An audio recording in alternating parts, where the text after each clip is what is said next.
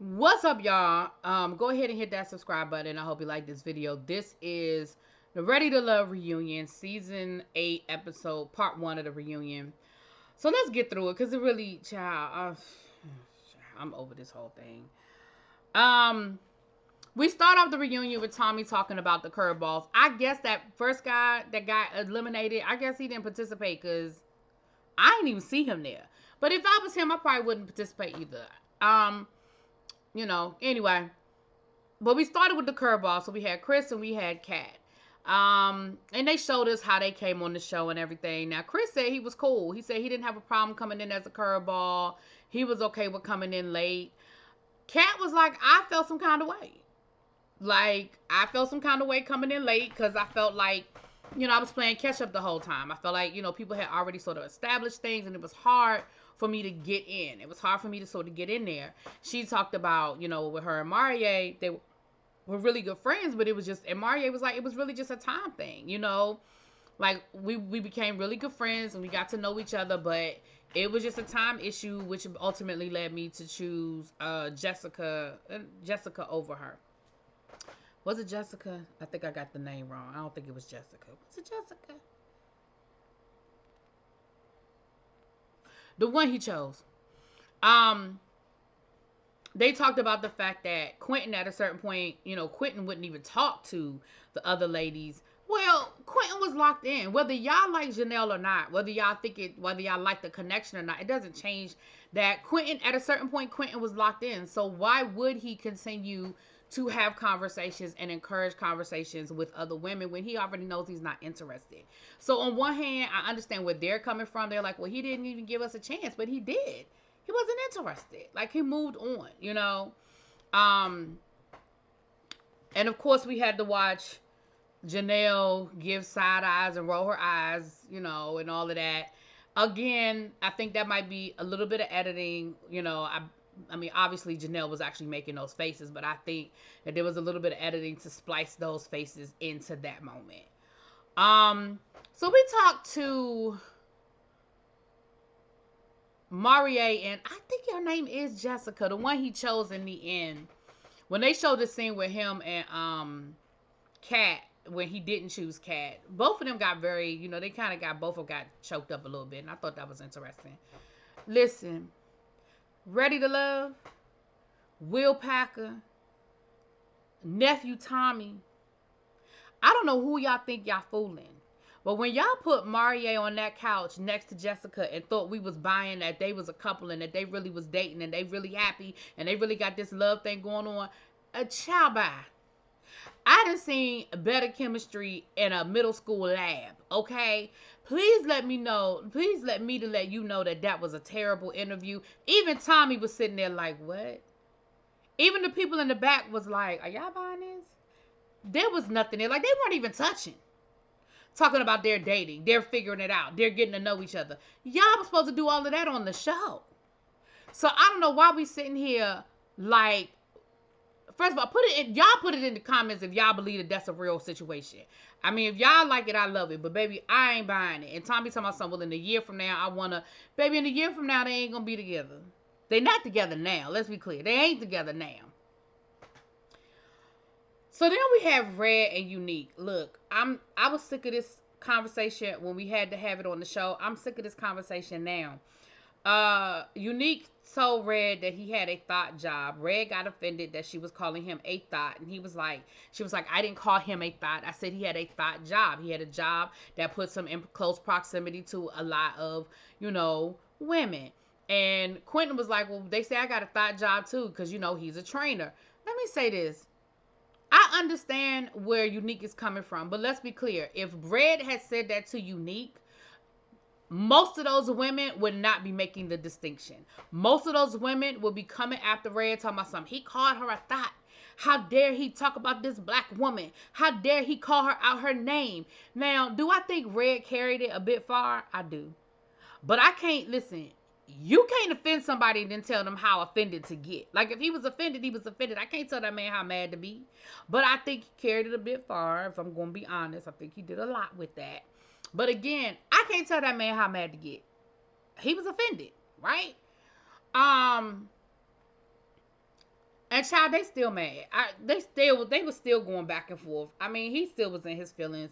And then they brought up the comment that she made about well, his name is out there in these streets. And listen, they forced that girl to talk about it because they kept saying, well, you said it. What did you say? I mean, you brought it up. You need to say what it was. You can't just say his name was in the streets and just leave it there. And she was like, well, it involves, I don't really want to say anything because it involves his kids. Then Janelle and Tommy talking about, well, yeah, I really don't think we should be talking about kids. But she tried not to say nothing. Y'all made her say it. She was trying to not say it. Y'all made her say it. I don't know what you want. So then we got Marvin and his whole situation. Again, I'm not dragging that out. Marvin came on this show telling y'all exactly what it was and exactly what he wanted in a woman. Now, Unique was interested, and I told y'all Unique was interested, okay? I told y'all Unique wanted to see what it was, and she said she actually went to a show and went to, to see him do his demonstrations, and she liked the wax.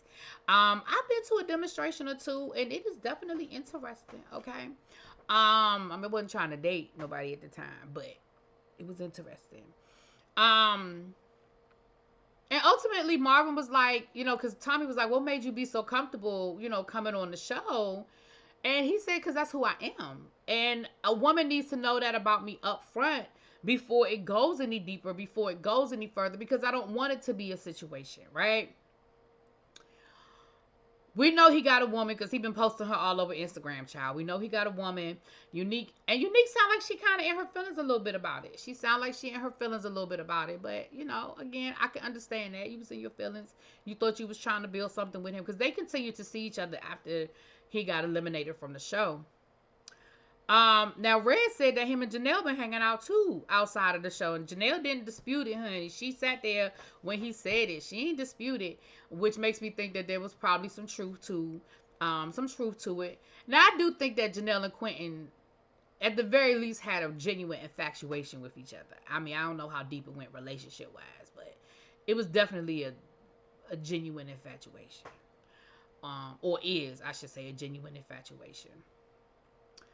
Then we have the whole Habibi situation. Now, they brought Habibi out on stage with Janelle and with Sierra, and they tried to get Habibi to apologize. Now, listen, I am of two minds of this situation. Again, you don't have to like Janelle to understand that Habibi's conversation with Janelle, his tone, his condescension was absolutely uncalled for and ridiculous, right? He was talking crazy. He did apologize, and when Janelle tried to get him to basically articulate what the apology was for, he couldn't articulate it, and she ended up walking off stage because she was like, yeah, I'm done with this. Because here's the thing, what we saw was the edited version. I feel like that went on a lot longer. And I felt Janelle's frustration. Janelle gets up and walks off the stage, and Habibi follows her. I have a problem with the fact that that production allowed him to follow that woman around. She finally had to yell at production and tell them to make him stop before they would stop him, because they wanted this moment.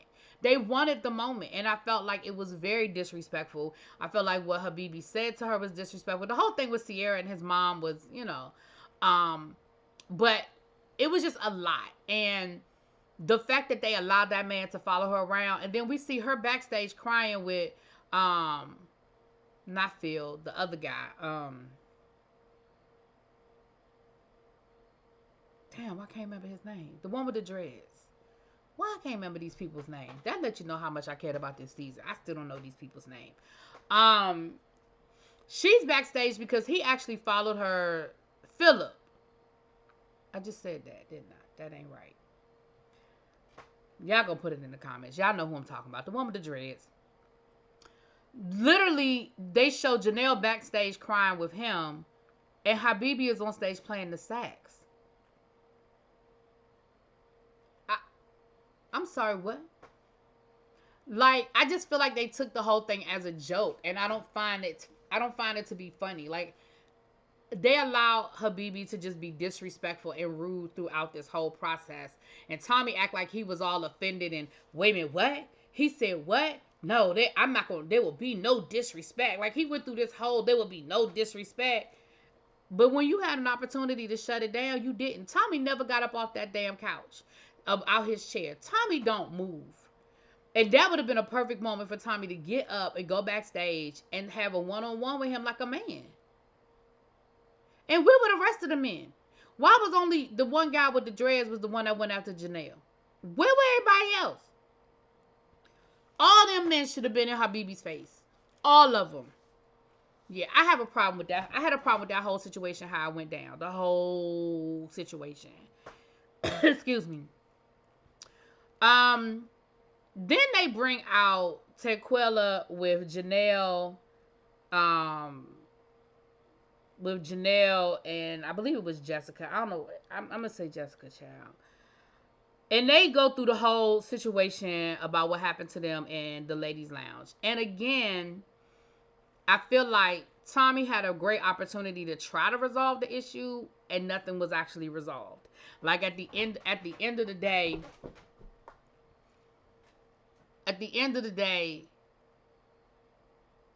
Tequila still had that same energy. She was still like on go, on ready. And Janelle was ignoring her. Like Janelle was really like I don't have the energy for this. Like I really don't. Like she's doing a lot. She being real extra, and I just don't have the threshold to deal with this right now. And again, I don't disagree with her because Phil was out there. That's what it was. And she brought up the fact that this man had filed for bankruptcy. And I'm like, whoa, that was a low blow because it had nothing to do with the show. It had nothing to do with the show. It hadn't come out on the show. You had went through this man's business and you put it out on Front Street on the show to embarrass him. Now he handled it like a G, and he, explained, listen, I was in real estate, and that was when the real estate boom hit, and all my properties went under, and I did what I had to do. Let me tell y'all something. Y'all gonna stop acting like bankruptcy is something to be embarrassed about. People, listen, they use bankruptcy all the time as a tool. They use it all the time as a tool. Y'all better stop acting like that's what it's there for. The man was out here. He was trying to do things. The market crashed, and he did what he had to do. I have respect for that. I respect the fact that he found a way to still pay his bills and take care of his family. Okay? It is what it is. But he was like, that just goes to show how immature you are. Like, that's hella immature. And it was.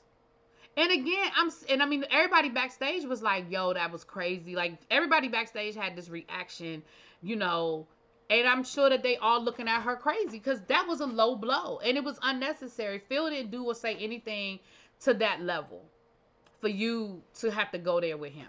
Like, I just feel like that was disrespectful to bring that up, bring that out there like that. But anyway, child, that was pretty much this part of the reunion. We'll pick up next week. I don't know. Next week it looks like Janelle and Tanquilla get into a backstage, child. Whatever. Anyway, let me know what y'all think. I'll talk to y'all later. Peace.